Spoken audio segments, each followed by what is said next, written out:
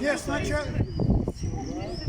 Бросал живительное семя, но потерял я только время, благие мысли и труды.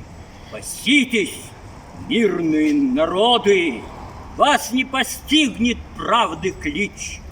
К чему? Стадам по руки свободы, их можно взрезать или стричь.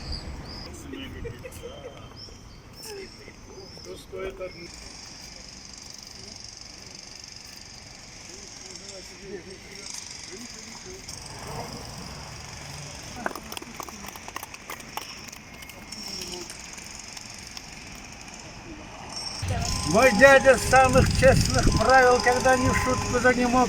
Он уважать себя заставил и лучше выдумать его. Его пример другим наука. О боже мой, какая скука с больным сидеть и день и ночь, не отходя ни шагу прочь. Нет, я не дорожу мятежным наслаждением, восторгом чувственным, безумством, упоением, стенанием, криками вакханки молодой, когда в объятиях змей и ласку и лобзаний она торопит миг последних содроганий. Царь Никита жил когда-то праздно, весело, богато, не творил добра и зла, и земля его цвела. Царь трудился понемногу, ел да пил, молился Богу, и от разных матерей нажил 40 дочерей.